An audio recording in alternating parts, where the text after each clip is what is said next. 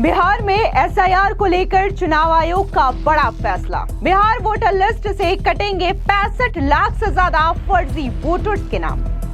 चुनाव आयोग के एक्शन ने उड़ाए राहुल गांधी और तेजस्वी यादव के होश। इस वक्त की बड़ी खबर सामने आ रही है बिहार में हो रहे एसआईआर प्रक्रिया को लेकर के। दरअसल आपको बता दें कि चुनाव आयोग ने बड़ा फैसला लिया है, जिसके तहत ये बताया जा रहा है कि बिहार वोटर लिस्ट से 65 लाख से ज्यादा ऐसे फर्जी वोटर्स हैं जिनका नाम काटा जा सकता है। आपको बता दें कि वोटर लिस्ट रिवीजन यानी कि एसआईआर को लेकर के देश की सियासत में भूचाल आ गया है।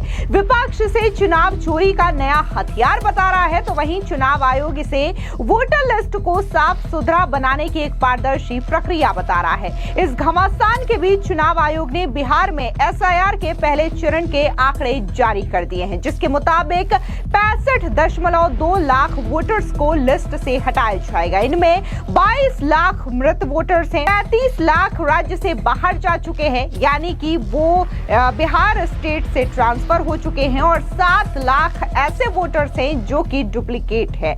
इसके अलावा करीब 1.2 लाख वोटर्स का गणना फॉर्म अभी तक जमा नहीं हो पाया है। इन सभी आंकड़ों को मिलाकर के ये संख्या 65.2 लाख हो जाती है। ऐसे में बिहार की वोटर लिस्ट से 65.2 लाख वोटर्स के नाम हट सकते हैं। अब जिस तरीके से ये आंकड़े चुनाव आयोग ने जारी किए हैं, जाहिर तौर पर इसको लेकर के विपक्ष एक बार फिर से हंगामा कर सकता है, क्योंकि ऑलरेडी देखने को मिल रहा है कि संसद में मॉनसून सत्र शुरू हो चुके 4 दिन से ज्यादा बीत चुके हैं, लेकिन इसके बावजूद एक दिन भी सदन की कार्रवाई ठीक से नहीं चली है। और बिहार में जिस तरीके से एसआईआर की प्रक्रिया हो रही है, इस चीज को लेकर के सदन में राहुल गांधी, अखिलेश यादव, प्रियंका गांधी वाड्रा समेत कई बड़े विपक्षी दल के नेता हैं जो कि लगातार अलग अलग तरीके से विरोध प्रदर्शन कर रहे हैं। कभी वो एसआईआर के खिलाफ नारेबाजी करते हैं, काली पट्टी बांधते हैं, काला गमछा पहनते हैं, तो कभी एसआईआर के पोस्टर्स फाड़ करके वो कूड़ेदान में फेंक देते हैं। आपको बता दें कि निर्वाचन आयोग के मुताबिक 7.23 करोड़ वोटर्स ने स्पेशल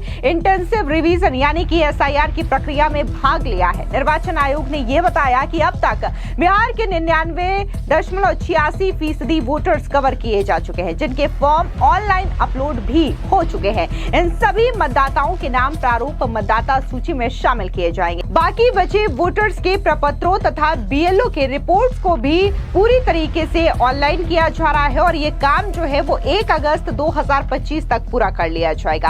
हालांकि आयोग ने यह स्पष्ट किया है कि ऐसे सभी वोटर्स जो फॉर्म भर नहीं पाए हैं, उनके पास अपना नाम वोटर लिस्ट में जुड़वाने का 1 सितंबर तक का मौका है। चुनाव आयोग ने यह बताया है कि फॉर्म न भरने वालों और मृतक और अस्थायी रूप से प्रवास कर चुके वोटर्स की लिस्ट राज्य के सभी 12 प्रमुख राजनीतिक दलों से साझा किया जा चुका है। 20 जुलाई को राजनीतिक दलों की यह लिस्ट दी जाएगी, ताकि किसी भी त्रुटि को 1 अगस्त को प्रकाशित होने वाले प्रारूप मतदाता सूची में सुधारा जा सके। आयोग ने यह भी बताया है कि 1 अगस्त से 1 सितंबर तक कोई भी निर्वाचक या फिर राजनीतिक दल किसी योग्य वोटर का नाम पूछने की आपत्ति ईआरओ फॉर्म भरकर दे सकता है। यानी कि चुनाव आयोग ने जो सारी डिटेल्स है ऑलरेडी जो तमाम पॉलिटिकल पार्टीज बिहार में है उनको सौंप दी है कि आखिर कितने सारे लोग जो है वो मृत है, कितने सारे लोग फर्जी हैं, कितने सारे लोगों ने डुप्लीकेट वोटर आईडी कार्ड बना रखा है, या फिर कितने सारे लोग जो है वो बिहार से पूरी तरीके से पलायन कर चुके हैं। ये तमाम जो जानकारी है वो राजनीतिक दलों को दी जा चुकी है, और इसके अलावा अगर वो इसको लेकर के छानबीन करते हैं और कुछ ऐसे वोटर्स के नाम सामने आते हैं जिसमें मिस्टेक हो गया है, तो वो जो त्रुटि है वो सुधारी जा सकती है, और इसके लिए बकायदा सितंबर तक का मौका दिया जा रहा है। ऐसे में जिस तरीके की राजनीति हो रही है, इसको लेकर के केंद्रीय मंत्री चिराग पासवान ने विपक्ष पर जोरदार तरीके से हमला बोला। उन्होंने कहा कि बार बार यही विपक्ष था जो कि ये बात उठाता था कि कैसे वोटर लिस्ट में धांधली की जा रही है। महाराष्ट्र चुनाव को लेकर के यही विपक्ष बार बार सवाल खड़े कर रहा था, लेकिन अब जब चुनाव आयोग एसआईआर की प्रक्रिया करा रही है, तो ये प्रक्रिया भी उन्हें रास नहीं आ रही है। सुनिए केंद्रीय मंत्री चिराग पासवान का ये बयान। ऐसी प्रक्रिया है जिसका आरंभ विपक्ष के कहने पर ही किया गया है। बार बार विपक्ष का शिकायत करना हर चुनाव के बाद चुनाव आयोग के पास जाकर, और ये कहना कि डुप्लीकेसी ऑफ द वोट चल रहा है या वोटर लिस्ट में धांधली हो रही है। अगर हम गलत कह रहे हैं तो टोकिए हमको, क्या बार बार लोकसभा चुनाव के बाद महाराष्ट्र चुनाव का तो दोष अभी तक हम लोगों पे यही देते हैं कि वहाँ पे वोटर लिस्ट में गड़बड़ी की गई। उसके बाद दिल्ली चुनाव में इन लोगों ने यही कहा। तो आज जब आपके कहने पर चुनाव आयोग ने इस प्रक्रिया का पालन किया कि भैया अगर इतनी शिकायत हो तो एक बार इंटेंसिव रिवीजन कर लिया जाए, उसी सोच के साथ इसको किया जा रहा है। और इसमें मेरी समझ के परे है कि एक चुनाव आयोग के द्वारा अपनाई गई प्रक्रिया जो इस बात को सुनिश्चित करने के लिए की जा रही है कि कोई भी देश के नागरिक के साथ कोई अन्याय नहीं होगा, पर एट द सेम टाइम कोई अगर घुसपैठिया भी होगा तो उसको भी देश के सबसे बड़े अधिकार मताधिकार का दुरुपयोग करने का मौका नहीं दिया जाएगा। कई बार देखा जाता है भाई कितने लोगों का निधन हो जाता है, उनके नाम पर वोट पड़ते रहते हैं, और ये प्रक्रिया कोई देश में पहली बार थोड़ी हो रही है।